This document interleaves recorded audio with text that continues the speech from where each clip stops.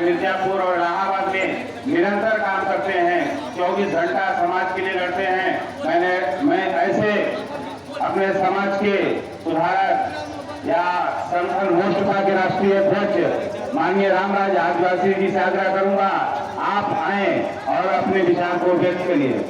माननीय रामराज आदिवासी जी जो हमारे संगठन मोर्चा के राष्ट्रीय अध्यक्ष भी हैं, माननीय रामराज आदिवासी जी।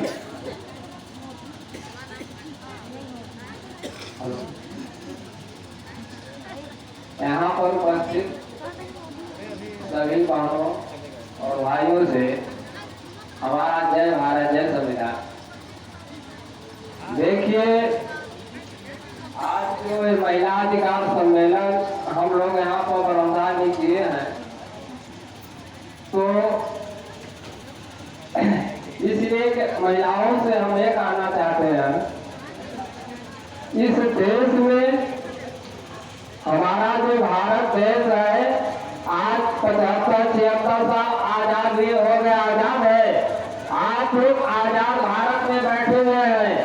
भारत का जो संविधान है ये कहता है कि आप तक न कोई महिला या कोई पुरुष, कोई अशिक्षित नहीं होना चाहिए, सब पढ़े लिखे होना चाहिए।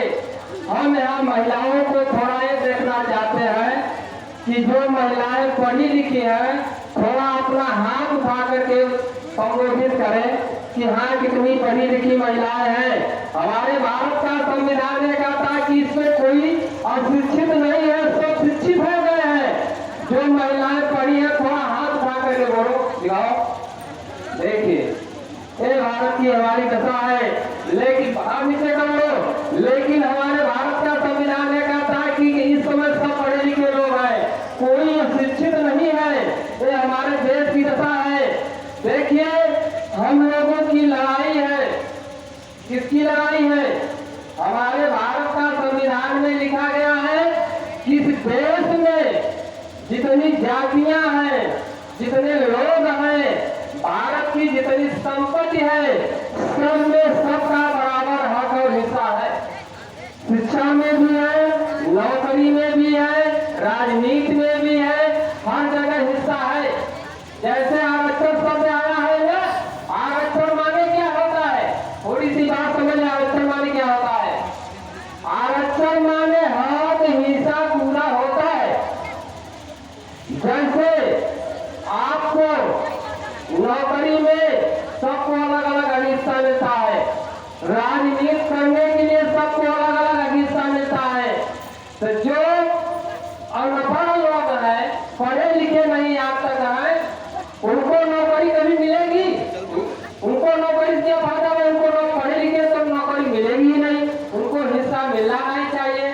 तो हमारी जो अनपढ़ लोग हैं, अनपढ़ पुरुष है, महिला है, उनसे हम सरकार से मांग है कि भाई हम जिस काम को करना जानते हैं उस काम का मालिकाना हमें मिलना चाहिए। क्योंकि हम लोग काम करने वाले हैं ना, हम काम क्या करते हैं? हम जैसे सड़क बनाते हैं, नाली बनाते हैं, सारा काम सुई से लेकर हवाई जहाज तक हम काम करते हैं हम लोग ने। लेकिन इसका मालिक कौन होता है? कौन इसका मालिक होता है? लेकिन भारत का संविधान वो कहता है कि जो जिस काम को जानता है उस काम का मालिकाना उस आदमी को मिलना चाहिए। लेकिन काम आप लोग करते हैं, उसका मालिक जिसके पास 100 बीघे जमीन होती, 4 पैसा गाड़ी होती है, उसका मालिक होता है कि नहीं? लेकिन आपकी मजदूरी 650 रुपए होती है, लेकिन आपको 200-300 रुपए में काम कराया जाता है। हमारी महिलाएं 100-200 रुपए में दूसरे के खेतों में काम करती है, पहाड़ों में काम करती है, गिट्टी पथरा तोड़ती है। लेकिन संविधान सबको एक वोट देने का अधिकार, जो हवाई जहाज करता है वो भी एक वोट देता है, एक वोट आप भी देते हो। जो हवाई जहाज करता है 10 वोट देता है क्या? वो भी एक वोट देता है। लेकिन यहाँ पर जो हक है, हिस्सा है, आपको हक हिस्से से वंचित किया गया है। लेकिन हम लोगों की सरकार से मांग है, तो हम लोग कह रहे हैं सरकार से, भाई हमें 5 बीघे जमीन दो। तो गांव के लोग हंसते हैं, लोग कहते हैं कि भैया कहाँ है जमीन 5 बीघे? किसकी जमीनें देंगे? क्या इस देश के नागरिक आप नहीं है? जो भारत का संविधान है, जो कानून है, कौन बनाया है? आप लोग नहीं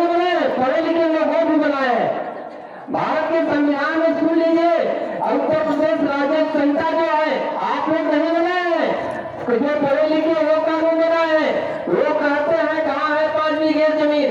उत्तर प्रदेश राजस्व संहिता को पढ़ लीजिए, उसमें लिखा गया है उत्तर प्रदेश राजस्व संहिता धारा 63 और 64, जिस व्यक्ति को घर बनाने के लिए जमीन न हो उसे एक परिवार को 1.5 से 2 बीघे घर बनाने के लिए जमीन मिलनी चाहिए।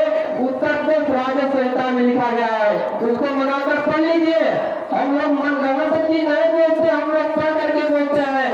वही उत्तर प्रदेश राजस्व संहिता धारा 125 से 126 उसमें लिखा गया है जिस व्यक्ति के पास कोई लंबा चौड़ा व्यवसाय न हो, सरकारी नौकरी न हो, कम से कम उसके पास 6 बीघा जमीन होनी चाहिए।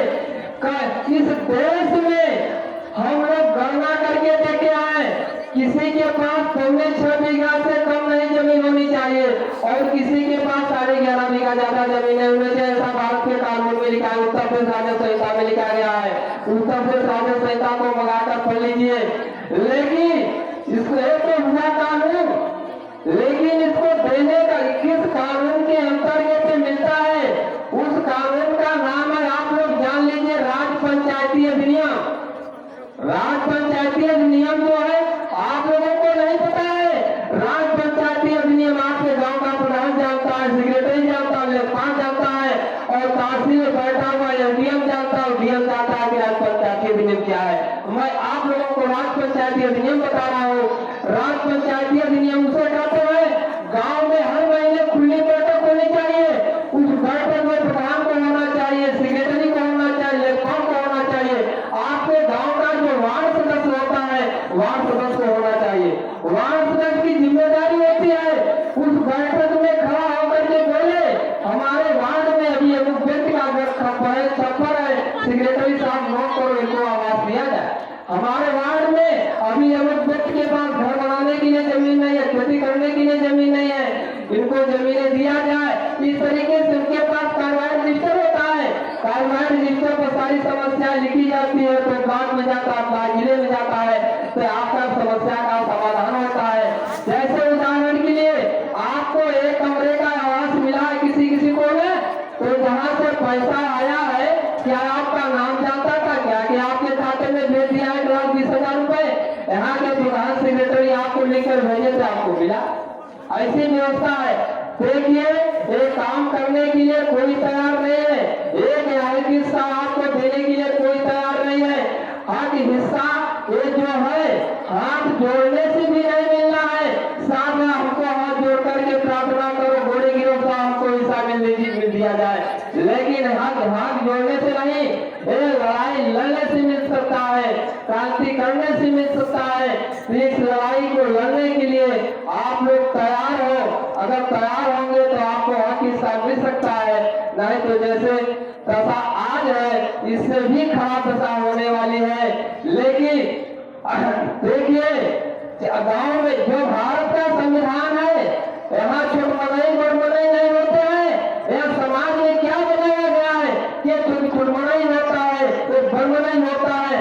आप लोग जवाब दीजिएगा, जिसको आप भगवान मानते हो, ऊपर वाला मानते हो, ईश्वर मानते हो, जो हवा कौन बनाया है? हवा भगवान ने बनाया है ना। पानी कौन बनाया है? भगवान ने बनाया है। और एक जो धूप कौन बनाया है? भगवान ने बनाया है। आप लोग जवाब दीजिएगा, जब हवा चलती है तो क्या बड़मनाई को ज्यादा लगती है, क्या छुटमनाई को कम लगती है? ऐसा होता है क्या? बताइए, बराबर लगती है। पानी बचता है, क्या बड़मनाई खेत में ज्यादा बनता है, क्या छुटमनाई खेत में कम बनता है? क्या बराबर बनता है? ये जो धरती है, धरती कौन बनाया है? क्या बड़मनाई इस धरती को बनाया है? धरती भी ईश्वर ने भगवान से बनाया है ना। जब धरती भगवान में भी सत्ता है कि हिस्सा है। आप लोग कहते हो कहाँ है 5 बीघे जमीन? किसकी जमीन देते हैं? कौन बनाया है? ईश्वर के बनाया में समझिए है ना। ईश्वर की बनाई धरती भी है, पानी भी है, बरसात भी है, तो ईश्वर की बनाई हुई चीज में तो सबका बराबर हिस्सा मिलना चाहिए। देखिए, हमारी दशा ऐसे होने वाली है, मैं बता रहा हूं, हो रही है और होने वाली भी है। हमारे जमाने में 10,000, 4,000, 5,000 के बैल बिकते थे। क्यों बिकते थे? उस समय बैलों की कीमत होती थी। लिया जाता था। लेकिन आज आप लोग देख लीजिए कि बैलों की क्या दशा है, जहां जाए जहां चला है। यही हो रहा है, क्यों हो रहा है? अब उनका काम नहीं है, आप लोगों को भी काम नहीं है, कोई काम नहीं है। वही बैलों की दशा हमारी होने वाली है, हो भी रही है। आपके बच्चे दिल्ली मुंबई भी जाएंगे, वहां भी सारे काम कंप्यूटर हो गया, मशीनें हो गया, आपको गांव में भी काम नहीं मिलेगा।